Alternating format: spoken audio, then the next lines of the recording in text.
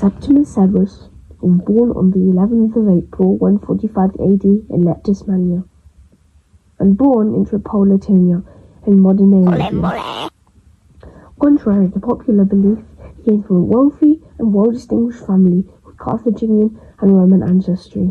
His father had two cousins who both served as consuls under the Emperor Antonius. He had an elder brother and sister, and he fluently spoke local Punic but educated the likes of Latin and early Greek. While we have little record of his education, that according to Cassius Dio, he was educated in oratory. As his power grew in Africa, so did his status. Under Emperor Marcus Aurelius, he was entered into the scope of senatorial power. It was likely that he also served as a victivir, someone who oversaw construction and maintenance of roads in and out of the city. At that time, he was also state attorney. He left the military tribunate and had to postpone his quaestorship until he reached the minimum age of 25. To add to this, the Antonine plague broke out in Rome in 166, forcing him to flee back to Leptis Mania.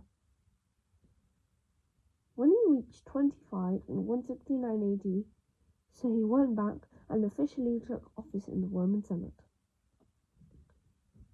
Around this time, his father died, so he went back again to sort the situation.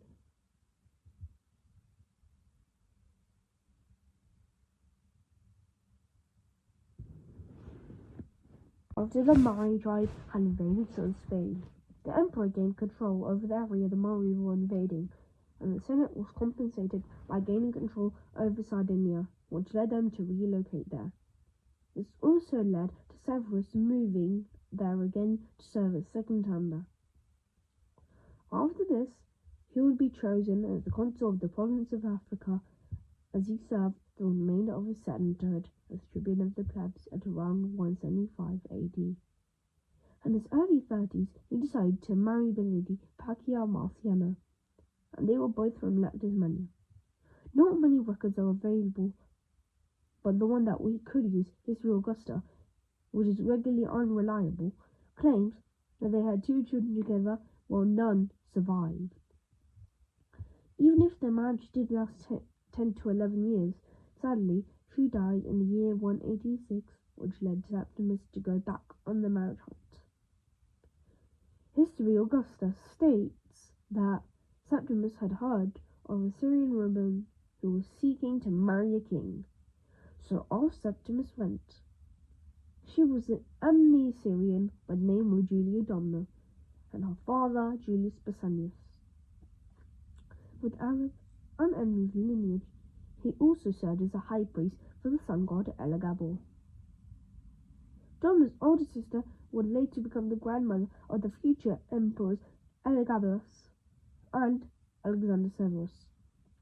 So, Basanius accepted his marriage proposal, and him and her got married in 187 at Lagundum in the province of Narbonensis, in modern-day Lyon, France.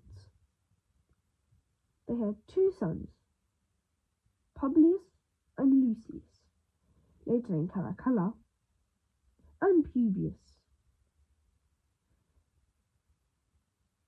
The Emperor Commodus appointed Severus as governor of Pannonia Superior, but 1 year later he was assassinated and succeeded by Pertinax, and then he was killed in early 193. What's going on? By the Praetorian Guard, his successor Julianus bought the throne at an auction, but with a succession crisis, Septimus brought one of his armies to Italy to kill the emperor. Julius was executed not far from that time, and Severus took power with no resistance, killing the individuals who executed Pertinax and dismissed the rest of the Praetorian Guard, whom he replaced with soldiers who were loyal to him. The leaders of Syria, opposed to Septimus' crowning, established their own leader as a true successor to Rome by the name of Pescennius Niger. to crush one of his primary competitors. Claudius Albinus gave him ownership over Britannia to quiet him down. In 194, he fought in the Battle of Issus and crushed Niger's forces and campaigning in Constantinople, and pressed Parthian vassals supporting Septimus' revolt. During this time, he considered the old Punic enemy to the Romans have a fine marble laid to be placed over his tomb to commemorate his struggle against the Romans, and etc. After Severus officially gave the lineage of his throne towards his son Caracalla, Albinus and his soldiers were opposed to this and hailed him emperor.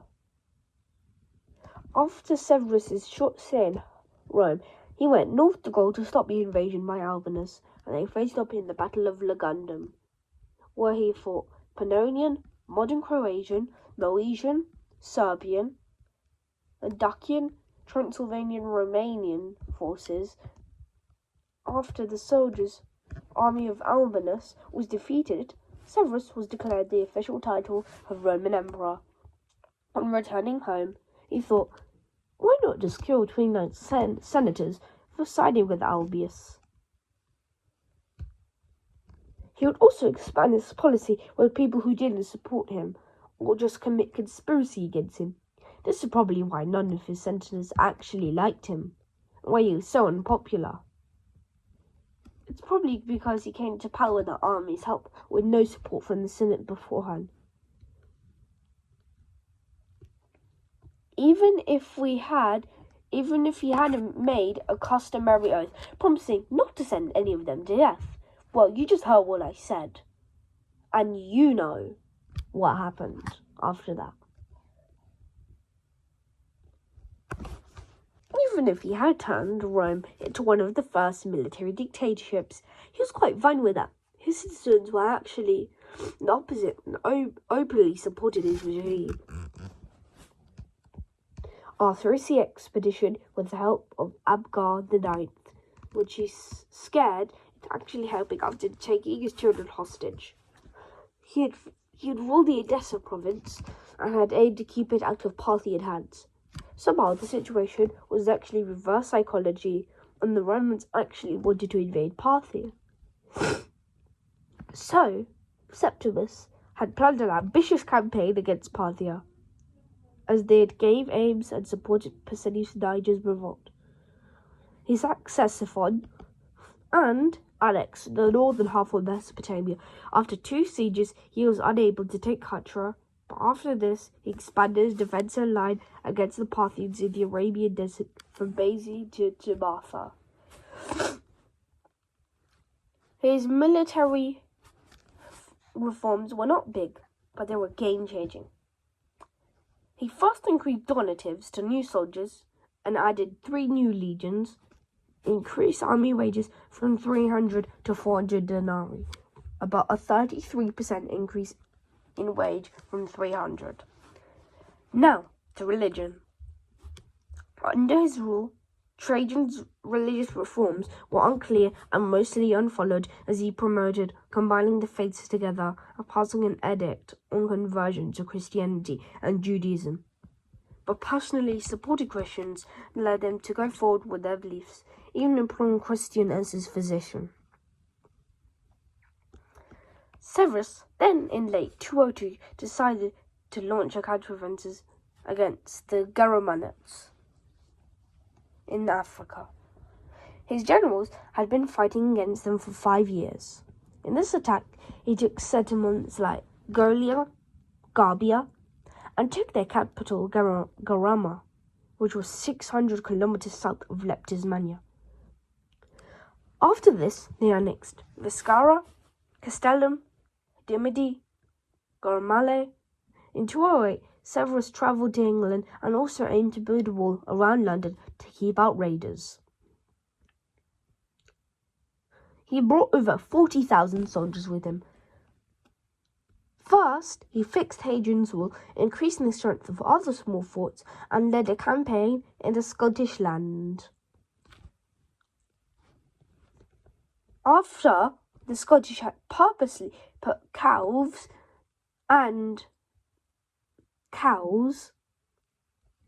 the advance was stopped and managed to push them back. Well, this served no purpose, as by the year 2010, his armies had made many major gains. Despite harsh Scottish guerrilla tactics and warfare, which led the Scots to sue for peace and cede the central lowlands. But they revolted with the help of the Maite, as the Romans prepared for another grueling campaign. Septimus Severus stated, quote, "Let no escape sheer destruction. No on our hands, not even the babe in the mother's womb. If it be male, it shall be nevertheless not escape sheer destruction." His campaign fell short when he became very ill and retreated to Eboracum, where he will die. He famously said to Caracalla, his son, on the day of February 4th, the same day that he will die, "Be harmonious, enrich the soldiers, scorn all the others." On his deathbed, Severus and his family were given special authority by the Senate, and he was succeeded by son Gaeta and Caracalla. And he was buried at the Mausoleum of Hadrian. Both his sons will now rule under his wife's supervision.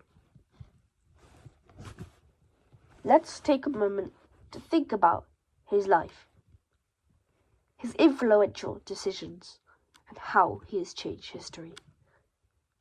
Thank you for watching. Godbury Catholic School Half-Term History Project from Ernstone 71.